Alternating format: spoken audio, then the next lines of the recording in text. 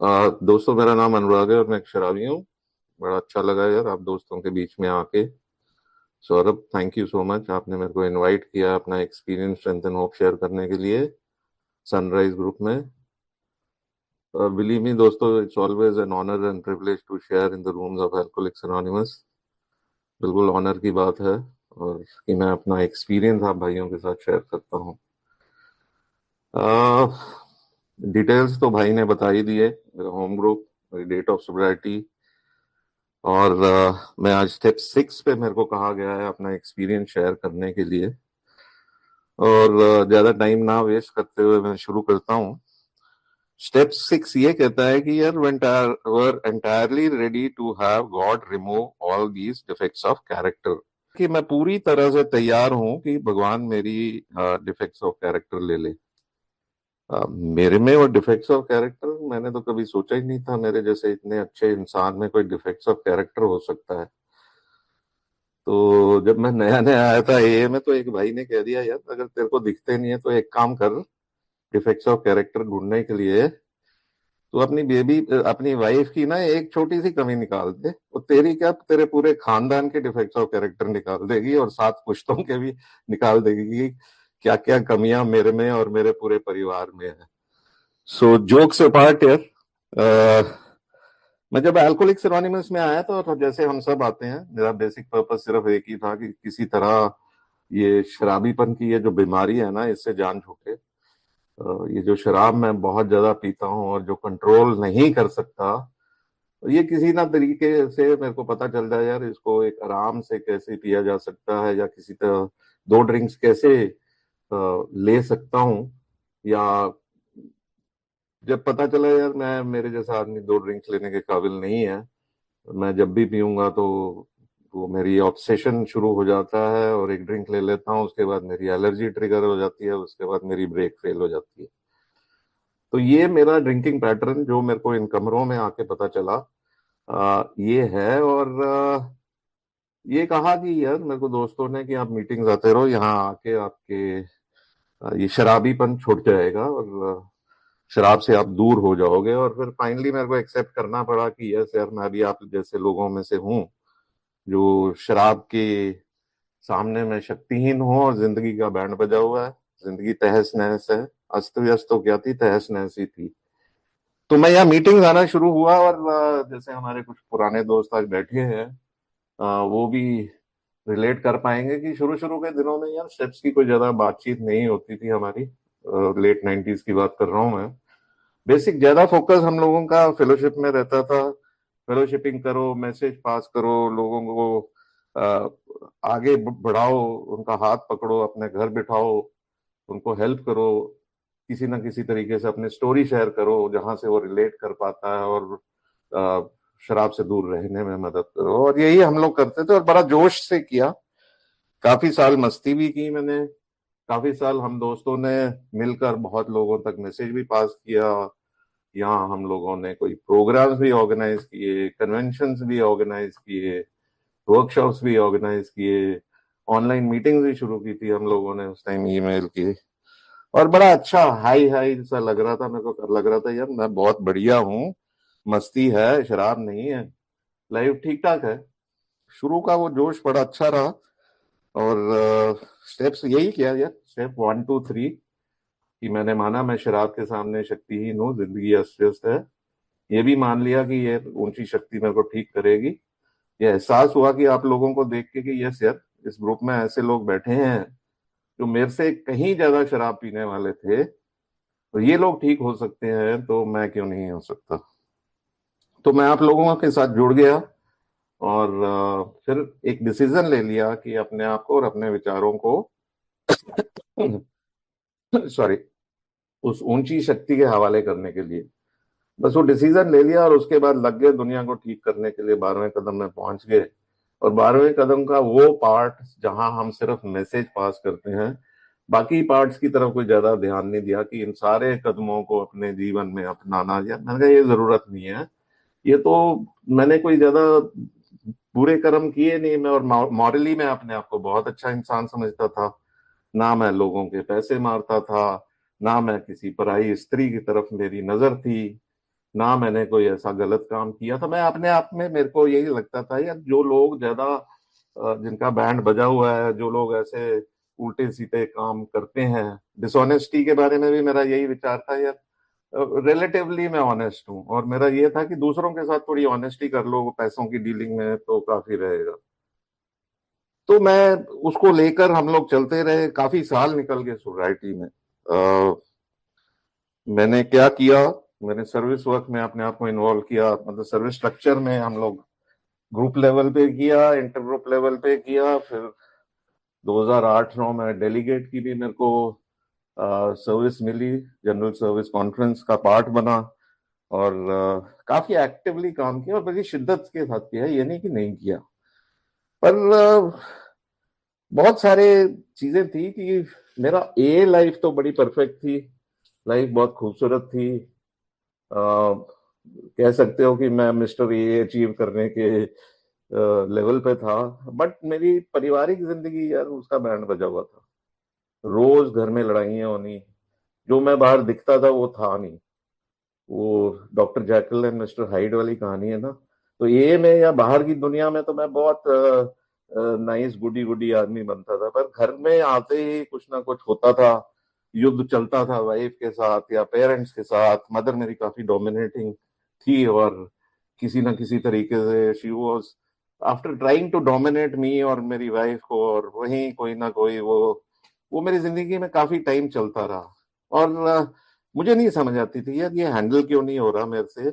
लोग, घर की लाइफ नहीं हैंडल हो रही, काम धंधा भी मैं जिस हिसाब से चाहता था उस हिसाब से मेरा चल नहीं रहा है। बाकी बाहर मैं बिल्कुल एक डिफरेंट इंसान हूँ। और मैंने बीच में कोशिश की है स्टेप्स करने की, बट मेरे को समझ नहीं आ रहा था कि किस तरह से आगे बढ़ूं, क्योंकि टू बी वेरी ऑनेस्ट कि उस समय जो 2-3 लोग हमारे शहर में, जिन लोगों ने स्टेप्स किया हुआ था, उन लोगों को देख के मेरे को कहीं अट्रैक्शन नहीं होती थी कि यार जिस व्यक्ति के पास जो है वो मेरे को चाहिए। और मेरे को उन लोगों से ज्यादा अट्रैक्शन होती थी कि जो लोग सेवाओं में थे या फेलोशिपिंग करते थे, गपशप करते थे, पिकनिक्स ऑर्गेनाइज करते थे, कन्वेंशंस ऑर्गेनाइज करते थे। और अपने अंदर झांकने का मेरे को उस समय ज्यादा मौका नहीं मिला। और बीच बीच में पेन होता था यार, I could not handle life. Life की सिचुएशंस को फेस करना मेरे लिए मुश्किल होता जा रहा था। और मुझे समझ नहीं आ रही थी कि क्या करूं। और मेरे स्पॉन्सर ने भी जेंटली पुश किया था कि भाई स्टेप्स कर लो तो अच्छा रहेगा। और मैं नजरअंदाज कर देता था उनकी सजेशन, और मुझे लगता था यार ये स्टेप्स टू की क्या है कहानी। दो बिग बुक पढ़ी है, बिग बुक की स्टोरीज भी काफी पढ़ी है, कहीं कहीं जगह मैं रिलेट भी करता था। बट एक सिस्टमैटिक ढंग से मेरे को कदमों करने में कोई इच्छा नहीं थी। और मैंने किसी दोस्त से वैसे जनरली बात की यार, मेरे स्टेप्स नहीं हो रहे, बाकी तो मेरे को लगता है कोई प्रॉब्लम नहीं है। और वो कहता कोई नहीं, रब आप पे कराऊगा यार, मतलब कि भगवान अपने आप कराएगा। और बिल्कुल सही बात थी यार, आई वॉज इन पेन। मेरे को जिंदगी को हैंडल नहीं हो रहा था, सिचुएशन हैंडल नहीं हो रही थी। अंदर से एक खालीपन सा था कि मैं मतलब बेचैनी सी रहती थी, वो जो हम कहते हैं ना किताब में, रेस्टलेस, इरिटेबल, डिसकंटेंट। वो मैं हमेशा रहता था उसी फेज में, और हमेशा एक अनसेटिस्फाइड माइंड रहता था मेरा, ये खालीपन सा रहता था। और फिर मेरे को कहा था यार कि ये तकलीफ होगी, ये तुम्हें आगे बढ़वाएगी, तुम्हें स्टेप्स करने में मजबूर करेगी। अभी खुशी खुशी में शुरू में कर लेता तो वो बात डिफरेंट थी, पर नहीं तो बाद में रिकवरी में आने के बाद जो पेन से गुजरना पड़ता है मेरे को, वो मेरे को जबरदस्ती स्टेप्स करवाएगी करवाएगी। और फाइनली वही हुआ यार। हमारी किताब भी वही कहती है ना, pain is the touchstone of all spiritual progress. और मेरे साथ भी यही हुआ कि पहले मैं वो मानता ही नहीं था कि यार मेरे को पेन भी है, मैं देखता ही नहीं था पेन की तरफ। क्योंकि जब मैं शराब पीता था तो मैं जिंदगी की सिचुएशन से भागने के लिए शराब उठाता था। मैं लास्ट स्टेजेस की बात कर रहा हूँ। मैं लाइफ को फेस ही नहीं कर सकता था, क्योंकि पीने से मेरे को जो चीजें मैं भूलना चाहता था, मैं लोगों को फेस नहीं कर सकता था। मैं लोगों को, मतलब अपनी लोगों को चाबी दी हुई थी यार अपनी खुशियों के लिए। मैं दूसरे लोगों को रूल करना चाहता, उनके पास मेरे बटन्स थे यार, वो किस हिसाब से मेरे को चलाने की कोशिश करते थे। और कई बारी मैं अंदर से तिलमिलाता था, या कहीं मेरे झूठ पकड़े जाते थे, या कुछ होता था, और मैं उसको फिर शराब में डूब कर उसको भूलने की कोशिश करता था। अल्टीमेटली मैं एस्केप करता था यार। शराब पीने के दौरान मैं लाइफ को फेस नहीं करता था, और शराब मेरी बड़ी अच्छी एस्केप रूट थी। ऑनेस्टली जो मेरी बेसिक पर्सनालिटी थी वो टोटल गड़बड़ थी। और ये जो प्रोमिसेस लिखे हुए हैं ना हमारे पेज 83 पे, वो मेरे को दारू पूरे करते थे यार। जब मैं रेस्टलेस होता था तब ये हाल होता था मेरा। मैं जब बैंड बजता था, अ, मतलब ये जो मैं एक एक लाइन अगर पढ़ूं तो वो कहता है कि we are going to know a new freedom and a new happiness. मैं दारू पीता था, मेरे को न्यू फ्रीडम न्यू हैप्पीनेस मिलता था। उसके बाद we will not regret the past not wish to shut the door on it. क्यों, जरूरत ही नहीं थी यार। दारू के 2 पैक मेरे को बहुत आराम देते थे, तो मेरे को अपने पास्ट को देखने की जरूरत ही नहीं था। अल्टीमेटली चीज हुआ है कि यार मैं एस्केप करने के लिए शराब पीता था। The feeling of uselessness and self pity will disappear, ये हम पढ़ते हैं ना प्रोमिसेस में। और ये मेरे को दारू पीने के बाद होता था मेरे साथ। और मेरे को समझ ही नहीं आ रहा था यार कि ऐसा क्यों हो रहा है। फिर 15 साल की रिकवरी में आने के बाद जब मैंने कदमों को अपने जीवन में अपनाना शुरू किया, अपने अंदर झांकना शुरू किया, स्टेप 4 5 में मेरे को पता चला यार, जो कैरेक्टर डिफेक्ट्स मेरे को दिखते ही नहीं थे, यहाँ तो भंडार लगे हुए हैं कैरेक्टर डिफेक्ट के। जैसे मधुमक्खी का छत्ता होता है ना, वो अंदर मक्खी पत्थर मारो तो बीज उड़ के उड़ती हैं, उस हिसाब से मेरे कैरेक्टर डिफेक्ट्स उभर उभर के बाहर आने लगे हैं। और ऐसा मेरे को लगा कि कोई भी कैरेक्टर डिफेक्ट ऐसा नहीं है जो मेरे में नहीं है। सेल्फिशनेस, सेल्फ सेंटर्डनेस तो थी, कूट कूट के भरी हुई थी। और उसके अलग अलग प्रारूप उठ के बाहर आते थे। खुंदके मेरे को बड़ी थी। मैं ये नहीं कह रहा हूँ पहले की तो जो खुंदके थी ये मैं आने के बाद मेरी बड़ी खुंदके चलती थी। कुछ ऐसे दोस्त थे, उनको मैं आज दोस्त कहता हूँ, कि वो हमेशा मौका ढूंढते थे किसी ना किसी तरीके से मेरी टांग खींचने के लिए। और मैं हमेशा देखता था कि किस तरीके से उस व्यक्ति को नीचा दिखाऊं। ये मेरी एक सबसे बड़ी एक रिजेंटमेंट्स थी। डिसऑनेस्टी भी भरी हुई थी कूट कूट के। जो 7 डेडली सिंस है ना, उसमें सारे सिंस मेरे में थे। मैं ये क्लेम करता था यार कि मैं किसी पराई स्त्री के साथ मेरा संबंध नहीं था, पर मेंटली तो सबके साथ मेरा संबंध था। मेंटली तो मैं सब जो कुछ करता था वो फिजिकली चाहे नहीं करता था, पर ऐसी थॉट्स मेरी इतनी गंदी थी, मैं खुद कई बारी शर्म आती थी यार, ये क्या थॉट्स लेकर बैठा हूं। सिमिलरली ग्लटनी, खाने का मतलब पंजाबी में कहते हैं पोखा, वो लगा हुआ था कि कुछ खा लो भाई, खा लो खा लो। उसके बाद आलस तो पूरा कूट कूट के भरा हुआ था। और एक और चीज जो मेरी इनफैक्ट जो बहुत ही मेरे को अपने कैरेक्टर में दिखी, वो थी गॉसिप करता था मैं। गॉसिप मेरे को बड़ा मजा आता था गॉसिप करने में। मैं एज में आने के बाद भी बड़ा गॉसिप करता था। आइडिया क्या था, ये प्रूव करने के लिए या कि यार मैं इस दूसरे आदमी से सुपीरियर हूँ। एंगर और गॉसिप जब मिल जाते थे यार, वो बड़ा खतरनाक कॉम्बिनेशन बनता था। तो ये मेरी जो मोटी मोटी जो मैं आपके साथ शेयर कर रहा हूँ, नहीं तो लिस्ट इतनी बड़ी थी मेरे कैरेक्टर डिफेक्ट्स की, जो मेरे को समझ ही नहीं आता था कि किसी तरीके से ये जाएंगी या नहीं जाएंगी। जब मैंने ये देखना शुरू किया और जब स्टेप 5 में मैंने शेयर किया इसको, तो मेरे को पता चला यार कि ये सारे मेरे कैरेक्टर डिफेक्ट्स हैं, और ये जगह है जहाँ मेरे को इवेंट्स करना है। तो मतलब कंटेंट मेरे को तैयार हो गया था स्टेप 6 और 7 के लिए, और साथ ही साथ स्टेप 8 और 9 के लिए, जहां मेरे को जाके दूसरों के साथ इवेंट्स करना है। अब आई असली बात यार। अब आई असली बात जो स्टेप 6 में है। वो यही कहते हैं यार कि were entirely ready to have God remove all this defects of character. तो आज 12/12 में फर्स्ट पैसेज में ये लिखा हुआ है, मैं जैसे पढ़ता हूँ कि this is the step that separates the main from the boys. So declares a well-loved clergyman who happens to be one of his greatest friends. He goes on to explain that any person capable of enough willingness and honesty to try repeatedly step 6 on all his faults without any reservations whatsoever has indeed come a long way spiritually, and therefore entitled to be called a man who is sincerely trying to grow the image and likeness of his own creator. मैं बच्चा ही था यार, I was a boy only. मैं देखता था कि उम्र चाहे फिजिकली मेरी 45 साल हो गई थी या जितनी भी, अप्रोक्सीमेटली यस 32 अबाउट 45 45 साल हो गई, मेंटली मैं फिर वही 18-19 साल का लड़का था जो हर चीज में प्लेजर ढूंढने की कोशिश करता था या जिस सिचुएशन से भागता था या दूसरों की तरफ देखता था कि यार ये लोग मेरे को इस सिचुएशन से हेल्प कर देंगे। और मतलब मेरे को अपने माँ बाप से भी जो सिक्योरिटी मिलती थी, मैं उनको हमेशा एक रखता था यार ये लोग बैठे हैं, ये मेरे को संभाल लेंगे, या जो भी मैं गलत काम करूंगा ये लोग है बैठे हुए। मैं एक बच्चा था, बट जब मैंने आके, यहाँ बताया जाता है पहले तैयार होना कि यार मैं अपनी कमियों को विलिंग हूं कि मैं ये भगवान मेरी ये कमियां ले ले। तो जैसे मैं आज ये 12 स्टेप 12 एडिशन स्टेप 6 भी पढ़ रहा था, तो वहां बिल डब्ल्यू ने बड़ा क्लियरली लिखा है यार कि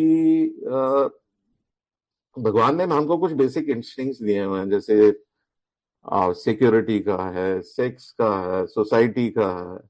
ये सारे बेसिक इंस्टिंक्ट्स हमें दिए हैं कि हम जीवन को एक अच्छे ढंग से चला लें। जबकि मेरे जैसे शराबी को सबसे बड़ी समस्या ये थी कि ये मैं इंस्टिंक्ट्स को बहुत ज्यादा एक्सट्रीम में चला जाता हूँ इनके लिए। कोई भी चीज मेरे को चाहिए तो ज्यादा ही चाहिए, कम कोई नहीं चाहिए। और उसको ज्यादा पाने के लिए मैं, मेरी पर्सनैलिटी एज सच है कि बड़ी ऑब्सेसिव और कंपल्सिव पर्सनैलिटी है कि मैं वो चीज पाने के लिए किसी भी हद तक जाने को तैयार रहता हूँ। तो बिल डब्ल्यू ये कहते हैं कि ये बेसिक इंस्टिंक्ट्स तो ईश्वर ने या क्रिएटर ने हम सबको इसलिए दिए हैं कि हम एक जीवन को अच्छे ढंग से चला सकें। बट मेरे जैसा शराबी जब एक्सट्रीम में चला जाता है तो ये विश्वास करना कि ये कैरेक्टर डिफेक्ट्स आपके बिल्कुल ही चले जाएंगे, वो ना तो ए का बेसिक पर्पस था ना बिल डब्ल्यू का पर्पस था जब उसने लिखा था। उसका ये पर्पस था कि इन लोगों को इन कैरेक्टर डिफेक्ट्स को कम किया जा सकता है। जो हम लोग बेसिक इंस्टिंक्ट्स जिसे हमें जरूरतें जो पूरी करनी है, जो वहां तक तो पूरी कर रहे हैं, बट जो ओवर जा रहा है उसको कम करना है। मुझे ये बात नहीं समझ आती थी। मैं यही सोचता था यार यहाँ लिखा है कि एंटायरली भगवान मेरी कमियों को ले ले। तो उस चक्कर में मैं यही सोचता था यार कौन सी कमी देनी है, कौन सी नहीं देनी। एक रिजेंटमेंट थी जो मैं छोड़ना ही नहीं चाहता था। मेरे को उस बंदे से इतनी खुंदक थी, मैं यही कहता था यार बाकी तो सब ठीक है, बाकी तो मैं भगवान से प्रार्थना कर लूंगा, बस इस पर्टिकुलर व्यक्ति से मेरे को जो खुंदक है मैं उसको छोड़ना नहीं चाहता। सिमिलरली और भी मेरे जो ट्रेट्स हैं गॉसिप के, वो बड़ा मजा आता था मेरे को छोड़ना। मैं कहता हूँ यार गॉसिप नहीं छोड़ना चाहता हूँ क्योंकि गॉसिप से मुझे मजा आता था। जब भी मैं किसी, हमारे कोई खास दोस्त हैं यहाँ बैठे भी हैं, मैं उन लोगों को फोन करता था यार आज की क्या गॉसिप है बताओ फेलोशिप में। अल्टीमेटली होता क्या था, मेरा बेसिक पर्पस यही होता था कि मैं प्रूव करूं कि I am superior to other person. I try to be judgemental on other members of Alcoholics Anonymous कि कौन ठीक है कौन गलत है, कौन प्रोग्राम ठीक कर रहा है, कौन मेरे हिसाब से प्रोग्राम नहीं कर रहा हूँ। क्योंकि मैंने अपने सोब्राइटी के लिए या एक जो मेरे प्रिंसिपल्स हैं उसके लिए मैंने कुछ पैरामीटर्स बनाए थे, और जो लोग उन पैरामीटर्स पे नहीं उतरते थे यार उनको मैं I used to look down upon them. तो ये सारी कमियां मेरी कूट कूट के भरी हुई थी, और मेरे को ये छोड़ना, पहले तो मेरे को विश्वास ही नहीं था कि ये चली जाएंगी, और दूसरा तैयार होना इनको छोड़ने के लिए it was a Herculean task. मैं मानने को तैयार ही नहीं था कि मैं किसी तरीके से इसको छोड़ पाऊंगा।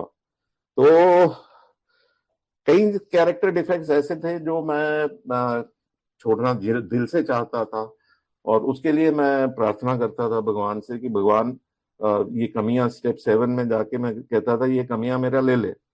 बट बहुत सी कमियां मेरी ऐसी थी जो बहुत समय लगा धीरे धीरे निकलने के लिए, और कई जगह मेरे को विलिंगनेस नहीं तो मेरे को मेरे स्पॉन्सर ने कहा यार why don't you pray for willingness also, कि मैं भगवान से प्रार्थना करके भगवान मेरे को विलिंगनेस दे सो दैट मैं तैयार हूं कि भगवान मेरी ये कमियां ले ले। ये रिपीटेडली, मतलब ये लाइफ टाइम प्रोसेस है यार। ये किताब में आगे भी लिखा है कि step 6 is the beginning of A life time process. ये नहीं कि आज आपने कर ली और बात खत्म हो गई है। तो यही लिखता है पेज 65 में लास्ट पैसेज में लिखता है, it is A's way of stating the best possible attitude one can take in order to make a beginning of this lifetime job. This does not mean that we expect all our character defects to be lifted out of us at at once only, as the drive to drink was. But वो यही कहता है कि यार हाँ, ये एक life time process की शुरुआत है, उसके लिए मेरे को शुरू करना है। आज मेरे को 29 साल हो गए हैं शराब से दूर हुए, पर आज भी मेरे कुछ चरित्र में कमियां हैं जो आज भी मेरे को तंग करती हैं, और मैं भगवान से डेली बेसिस पे प्रार्थना करता हूँ कि भगवान ये कमियां मेरे से ले ले। टू बी वेरी ऑनेस्ट यार, कुछ कमियां तो चली गई हैं बिल्कुल ही, बट बहुत सी अभी भी कमियां हैं, और बहुत ऐसी कमियां हैं जो अभी रिलेटिवली उतनी ज्यादा उभर के नहीं आती हैं। जो मेरा गुस्सा पहले मेरी पूंछ पे कोई पैर रखता था तो मैं इमीडिएट रिएक्ट करता था, तो वो चीजें अब बहुत कम हो गई हैं। अब मैं सोचता हूँ, पहले मैं रिएक्ट करता था, आज मैं सोच समझ के जवाब देता हूँ। आज की डेट में कोई अगर मेरे को क्रिटिसाइज करे तो I take it in my stride यार, मे बी शायद वो सच्ची बोल रहा है। आज की डेट में, तो पहले ये होता था कि मेरे को मेरे अगेंस्ट कोई जुबान भी खोलता था तो मुझे यही मैं मौका ढूंढता था कि मैं उसको कैसे उसका बदला लूं। जो रिटेलिएशन का था एटीट्यूड, जो दूसरों को सबक सिखाने का था, दूसरों को ज्ञान देने का था, वो सब मेरे में कूट कूट के भरा हुआ था। ये सब, मैं ये नहीं कहता हूँ कि ये सब चली गई हैं, बट ये सब धीरे धीरे धीरे धीरे स्टेप 6 और 7 अप्लाई करके कम हुई है रिलेटिवली। आज भी कभी कभी गॉसिप का दिल करता है, और आज भी कभी कभी मैं गॉसिप कर लेता हूँ। आज भी कई चीज मेरे को पसंद नहीं आती तो हो जाता है। जो घर में मेरे युद्ध ऑलमोस्ट डेली होते थे, रिलेटिवली कम हो गए हैं। आज भी डिफरेंसेस ऑफ ओपिनियन है वाइफ के साथ, और आज भी हम लोग कोशिश करते हैं रिजॉल्व करने की। जो पहले 4-4 दिन मुंह सुझा के मैं बैठा होता था, अब वो कुछ घंटों में ही वो चीजें रिजॉल्व हो जाती हैं। और ये सारा चमत्कार यार कार्यक्रम का है। और सबसे बढ़िया हम लोगों को स्टेप 10 दिया गया है, एक बहुत ही खूबसूरत टूल है मेरे जैसे शराबी के लिए। ये देखने के लिए यार, मैं डेली बेसिस पे कहीं ना कहीं मेरी जो बेसिक इशू उभर के बाहर आती है, बेसिक कोई कैरेक्टर डिफेक्ट ज्यादा डेली बेसिस पे आता है, उसके लिए इमीडिएटली उसको आइडेंटिफाई करूं और उसके लिए प्रार्थना करूं। मैं एक चक सी का एक बहुत ही अच्छी किताब है, उसमें बड़ा क्लियरली उन्होंने लिखा है कि अल्कोहलिक्स एनोनिमस प्रोग्राम क्या है यार। उनका बेसिक प्रोग्राम ही अल्कोहलिक एनोनिमस का ये है कि अनकवरिंग, डिस्कवरिंग एंड डिस्कार्डिंग, कि अपनी कमियों को अनकवर करो, उसको देखो, और उसके बाद डिस्कार्ड करने की कोशिश करो। और ये सारा प्रोग्राम हमारा बेसिकली वही है। और कोशिश करता हूं मैं ऑन ए डेली बेसिस ठीक रहने के लिए, ऑन ए डेली बेसिस कुछ और सुधार होने के लिए, क्योंकि ये प्रोग्राम बेसिकली प्रोग्रेस का है, परफेक्शन का नहीं है। संत बनने का कोई चांसेस भी नहीं है और ना कोई टारगेट है। ये है कि कल से थोड़ा सा मैं बेहतर अपनी लाइफ को करूं, अपने रिलेशनशिप्स को सुधारने की कोशिश कर रहा हूं। किस किस के साथ? अपने साथ, अपने ईश्वर के साथ, और दूसरे लोगों के साथ। यही यही टारगेट है यार इस सारे प्रोग्राम का, जो मेरी समझ से है। और अगर मैं इन कदमों के बीच में रहूंगा, 12 परंपराओं के बीच में रहूंगा और कॉन्सेप्ट को फॉलो करता रहूंगा, तो मैं ये कह सकता हूं कि लाइफ बहुत ही खूबसूरत है बिना शराब के। एक happy, joyous and free life यार मेरे को अल्कोहलिक्स एनोनिमस इसी जीवन में प्रॉमिस करता है। और बहुत से दोस्तों को देखता हूँ यार, उनकी लाइफ में जो भी चैलेंजेस भी आते हैं, उन लोगों को देखता हूँ कैसे वो प्रोग्राम को अप्लाई करके डे टू डे लाइफ जी रहे हैं। चाहे कुछ ट्रेजिडी हो जाए लाइफ में, या कोई फैमिली में कोई खो जाए, या कोई और टफ सिचुएशन आ जाए, और उन दोस्तों को देख के इंस्पिरेशन मिलती है। बहुत से पुराने दोस्तों को भी और बहुत से नए दोस्तों को भी कि किस हिसाब से वो अल्कोहलिक्स एनोनिमस का प्रोग्राम को कॉन्शियसली प्रैक्टिस कर रहे हैं अपने जीवन में और इसको अप्लाई कर रहे हैं। लास्ट में मैं यही कहना चाहूंगा यार, मैंने 15 साल वेट की है ये स्टेप्स को करने के लिए। मेरे हिसाब से बहुत बड़ी गलती की है। नए दोस्तों को कहूंगा इन चीजों से इंस्पायर ना होके इमीडिएटली जितनी भी दूर शराब से है जल्दी से जल्दी एक स्पॉन्सर ले लीजिए और उनके साथ ये कदमों को अपने जीवन में अपनाने की कोशिश कीजिए। आपकी लाइफ बड़ी जल्दी अच्छी हो सकती है। 15 साल जो मैं शराब तो नहीं पी रहा था, जो टॉर्चर अदरवाइज जो मेरे जीवन में था, एक कॉन्फ्लिक्ट सा रहता था, उससे बचाव हो सकता है अगर मैं सिंसियरली ये प्रोग्राम को अपने जीवन में अपनाता रहूं। सो एक बार थैंक्स करना चाहूंगा इस ग्रुप का जिन्होंने मेरे को अपना एक्सपीरियंस शेयर करने के लिए आज बुलाया है। और thank you for letting me share. धन्यवाद।